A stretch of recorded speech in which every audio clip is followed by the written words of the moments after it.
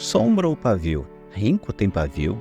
Ou é só candlesticks que tem pavio? Nessa aula do curso eu vou mostrar para vocês que sim, o pavio ele aparece no gráfico de Renko e também ele influencia no trade. Explico tudo nessa aula, beleza? Se perdeu as aulas anteriores, não te esquece, olha aqui a playlist e já aproveita, deixa o seu like e o seu comentário.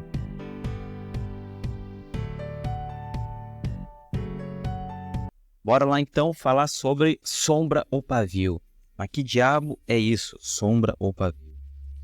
Quem está começando sempre se preocupa com a sombra e pavio, porque dependendo quando tiver setado o gráfico de Renko e onde tu colocar o stop, o preço não chegou numa certa região e te tirou do trade, pegou o teu gain ou o teu stop e tu não sabe por quê.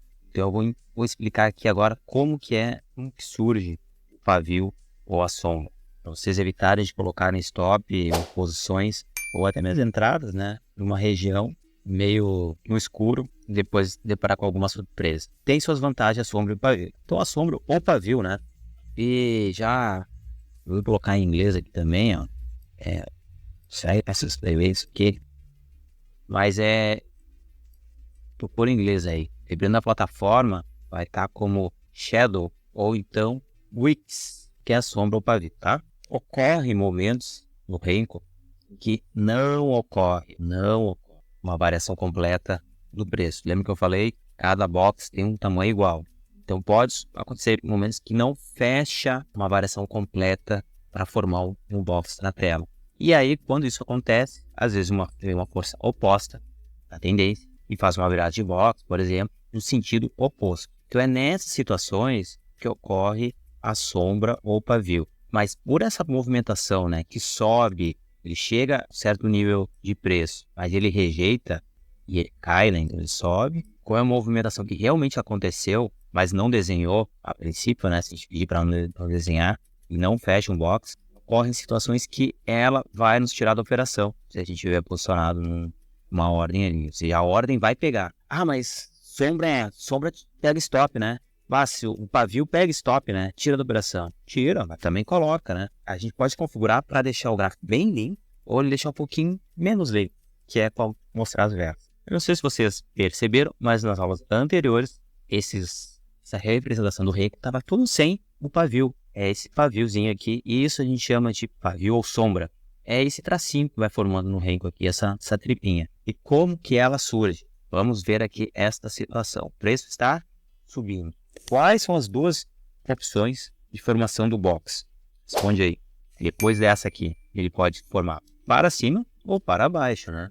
Porque ele sempre vai se formar na diagonal. Vamos considerar que estamos numa movimentação de alta e o preço ele vai até aqui, ó, esse nível pontilhado aqui.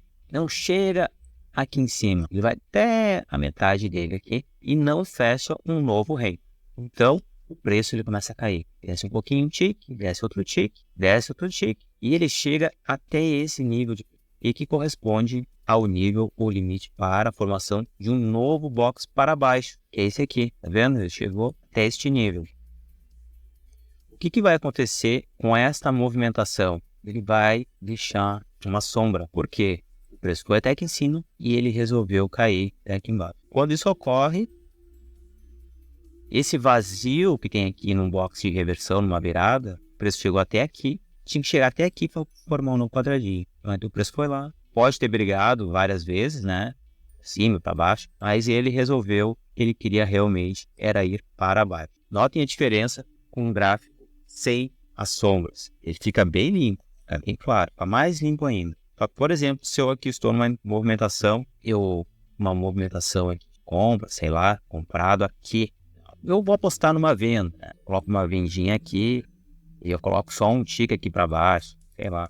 Se esse box, a gente já sabe agora, né? Porque eu já sei a resposta. Mas ele tem a vela, o pavio dele formou até aqui. Ele teria me tirado da operação.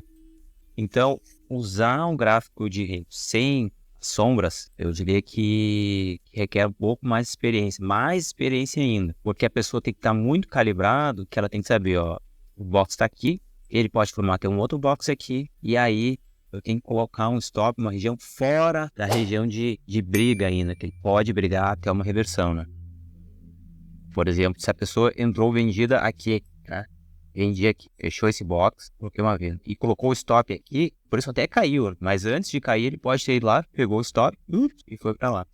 Eu vou vender aqui, vendi aqui e coloquei stop aqui. A gente sabe agora que o preço foi até lá, pegou o stop do camarada e foi embora. Então, por isso que lá mais para frente, quando a gente estiver vendo algumas estratégias, a gente vai ver que tem duas formas de colocar o stop. Stop técnico e o stop só de proteção da operação, né?